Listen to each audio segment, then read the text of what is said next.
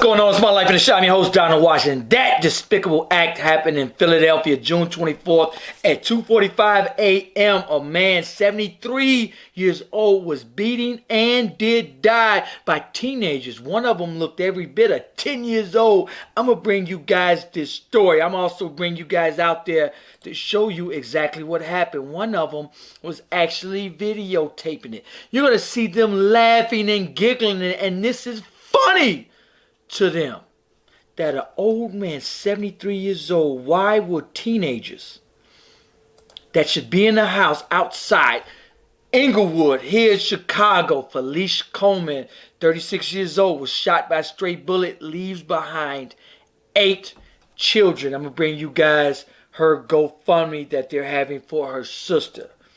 Alright, I'm gonna bring you guys out there, of course, on where it happened at. I'm also bring you guys Al Sharpton was in Chicago yesterday, July 8th, with Brittany Griner's wife.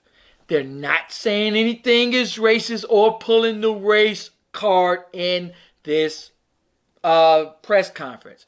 What they're doing is just a universal plea to help Brittany Griner come out. She is a political prisoner in Russia. Now, they know that that little bit of vaping wouldn't even be a misdemeanor here. They're trying to throw the book at her in Russia. They're trying to give her 10 years because she's a political prisoner. They playing games. They at war. They trying to send a message to the West. I'm going to bring you guys that. So look, a 73-year-old man has died after a group of teens beat him with a traffic cone in North Philadelphia street last month, June 24th. $20,000 reward.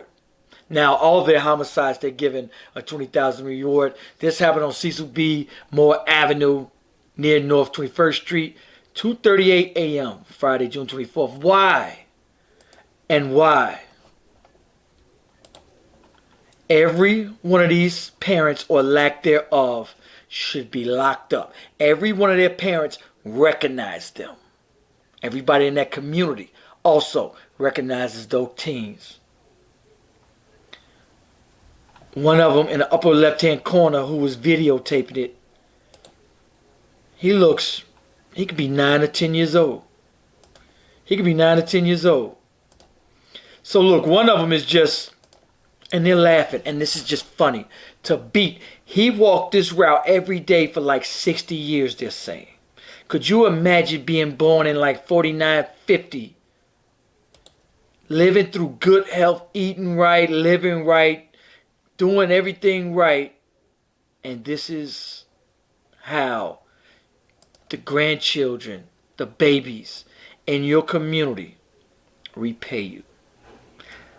Imagine being born up at 49 and 50, not even being able to walk the streets. Imagine the life he's been through in the 40s, 50s, and the 60s, only to be beat up by some babies in your own community. Absolute tragedy. I saw the family and they're devastated. They're devastated. He was a father, uncle, grandfather, possibly, and this is what happens. These kids are just outside kicking it. I don't know if this was after. Actually, this is after 2:54. They just walking, kicking it like ain't nothing happened. They outside kicking it like ain't nothing happened. They don't even realize this man has passed away. They don't even realize the severity of what they done. Oh, but when they go to jail, and it's very possible, Philly may charge them as adults. Very possible. Some of them may be 13, 14, but Philly may charge them as adults. They gonna set an example. Oh, they ain't gonna be laughing then. They ain't gonna be laughing then. Code of silence in our communities. The code of silence. How we think everything is just this. What happens? So now, this young lady, 36 years old, June 19th, Southside in Inglewood. Story is going to read that. And I'm gonna kind of bring this. This is the GoFundMe here. And this is what the GoFundMe is going to say. They're going to say a mother of 8. Innocent bystander. 6400 block of South Marshfield. Of course, I'll bring you guys out there. She was caught in gang crossfire. And she was taking groceries inside her home to feed her children who she loved and gave great care to. The last footage her 8 kids was able to see was her being wheeled out with a gunshot wound to her head. Kids ages 4 to 19 years old. The sister, whose name is Catrice, could use whatever support community is willing to offer. I'm going to link her, the GoFundMe. I shared the GoFundMe on my page yesterday. And they're trying to get those kids to a safer environment. People, if you live in, and I'm going to bring you guys, every one of my shows almost, I bring you guys each, West Garfield, Austin, Inglewood. If you have children, call your realtor. Get out those communities, man, because it's just straight bullet.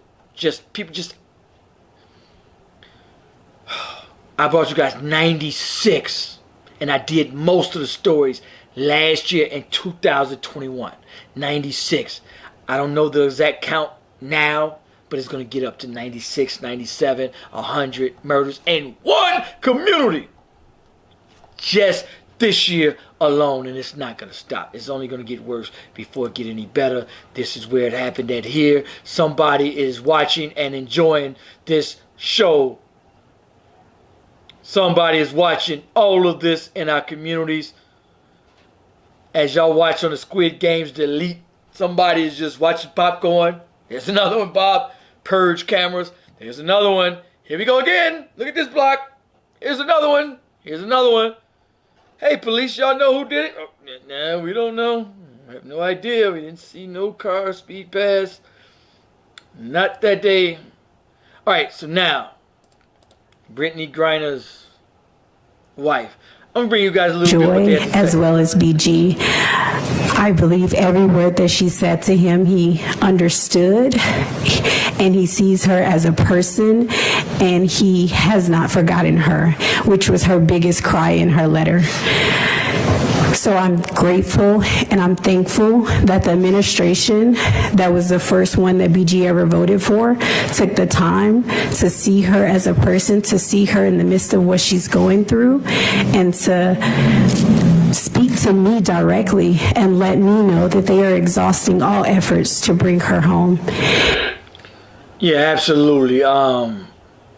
Russia's playing political games with, as a political prisoner.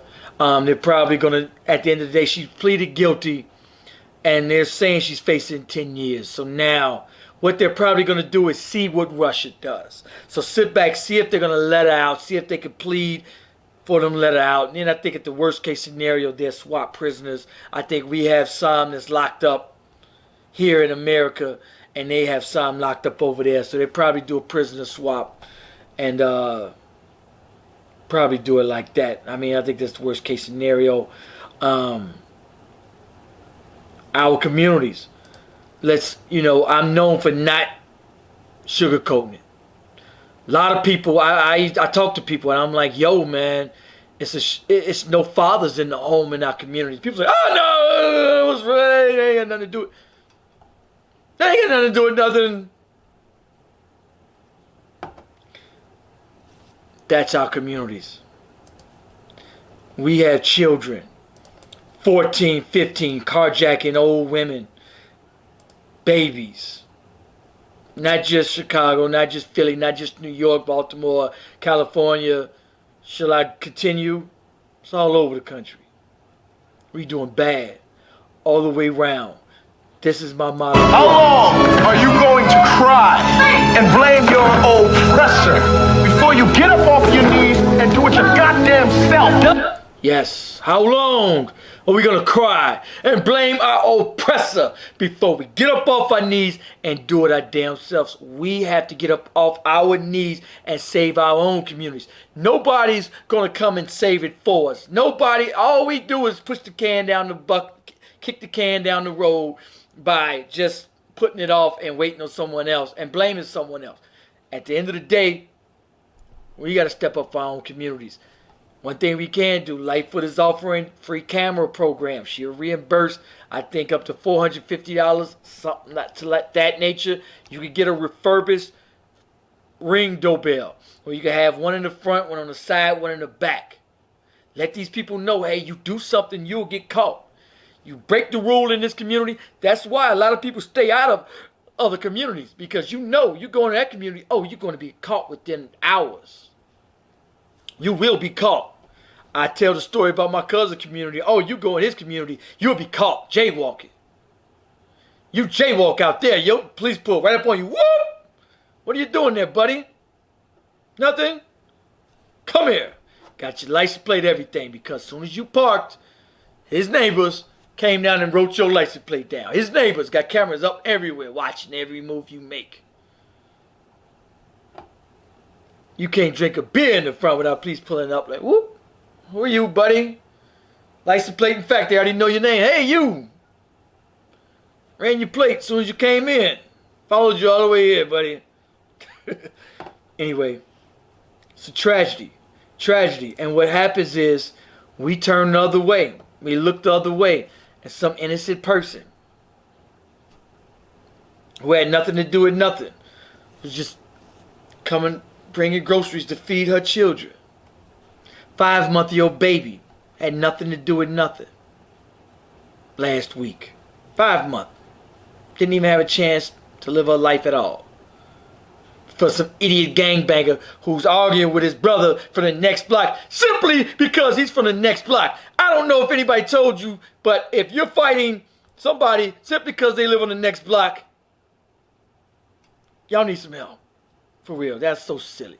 I remember when I was a kid, I used to think that stuff was cool. I used to think that was cool. The OGs in the community need to let these kids know it's stupid. Everybody else in the world look at you as idiots. Y'all actually fighting each other because what? You don't even own property on that block. You can't even make no rules on that block. You can't even make no money on your own block. And y'all fighting for what? Huh? On a block you don't own? Help it make sense, youngsters. Somebody need to tell y'all that, because a lot of people don't. A lot of people were held that is cool. NBA player went in and checked in with shorties. And people thought that was cool. Thought it was cool. I can't make this up. I can actually show y'all this footage. He thought that was cool. Cool.